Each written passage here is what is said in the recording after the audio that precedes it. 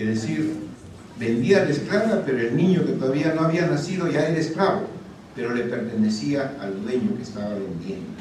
Oprobio, ¿no? En fin, cualquier calificativo queda pequeño, pero eso era la esclavitud entonces, y es cierto lo que dice acá.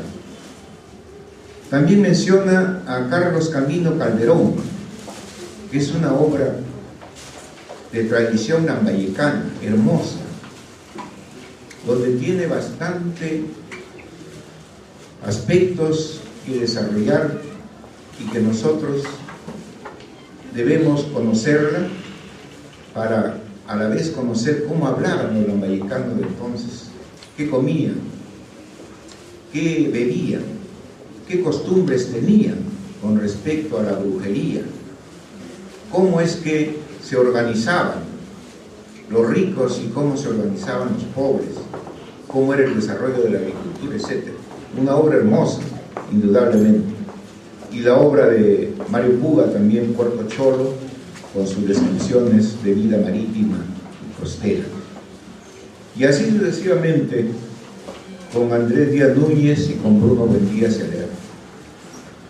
Pasamos a la página 32, donde Geli Contreras Hidrogo, un gran amigo, trabajamos juntos, hoy docente de la Universidad Señor de Zipán, en donde él manifiesta sus apreciaciones sobre las cumananas, las décimas lambayecanas, especialmente las de Raúl Ramírez Soto, otro gran amigo, otro gran literato. Geli escribe constantemente en el Dominical de la Industria, lo hace muy bien, y entonces aquí nos presenta una apreciación de los libros escritos por Raúl Ramírez Soto, que son muchos y que son pues de crítica social, de ironía, de picardía, ¿no? Muy hábil don Raúl Ramírez, exdirector de la región de educación.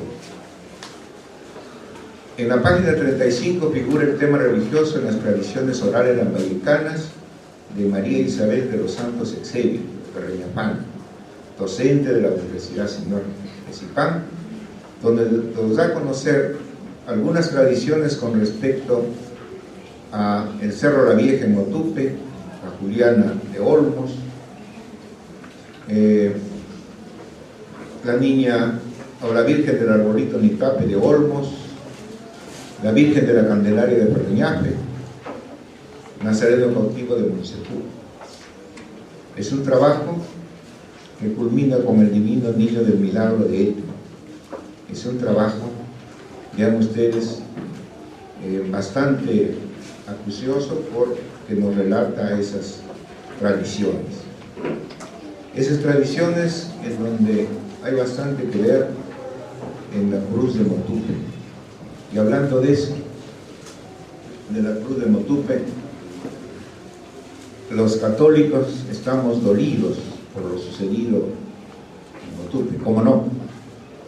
Dolidos, y entonces cuando se hacen reportajes, la gente le echa la culpa a los guardianes, le echa la culpa a la policía, le echa la culpa a las autoridades. No, ni a la escuela deben echar la culpa al hogar, porque si hubiera niños bien formados y más tarde jóvenes y después ciudadanos bien formados, premunidos de valores prácticos, si hubiera ese tipo de niños formados desde abajo, entonces estas cosas no sucederían, no se darían jamás. ¿Cómo es posible?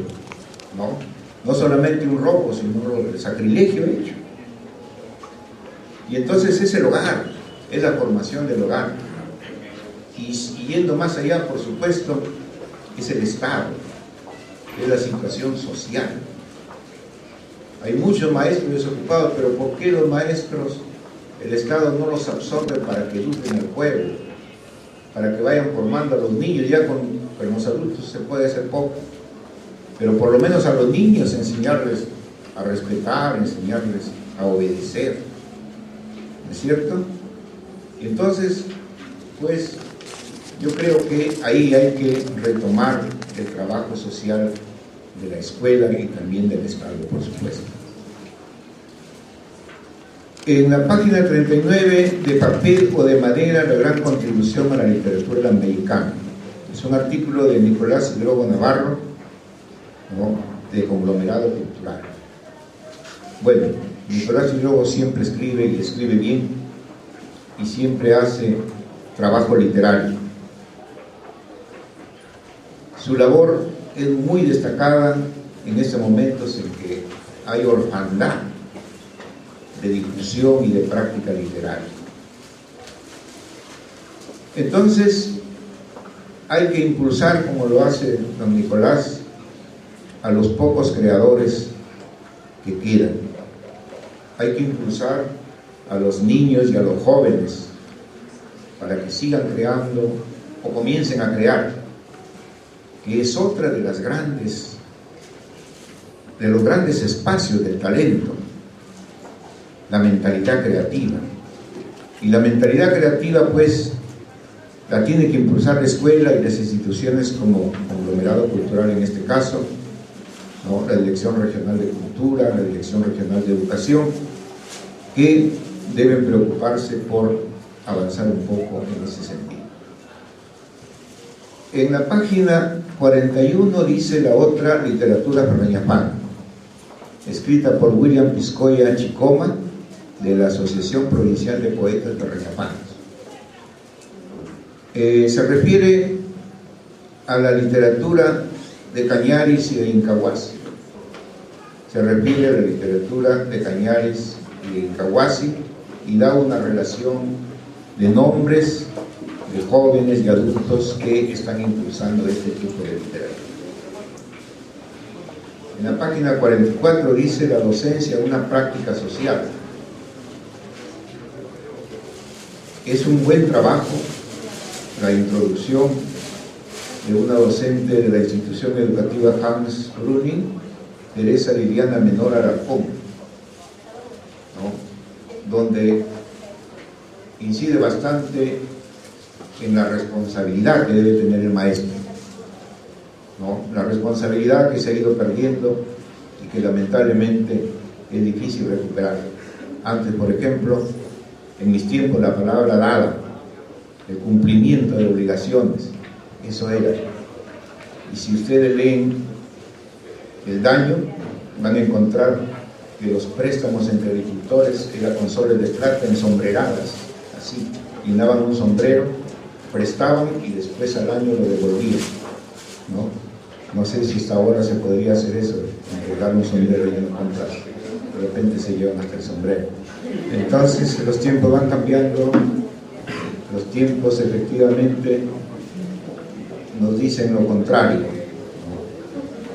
Pero todo está en la formación del niño. Lamentablemente no se hace así.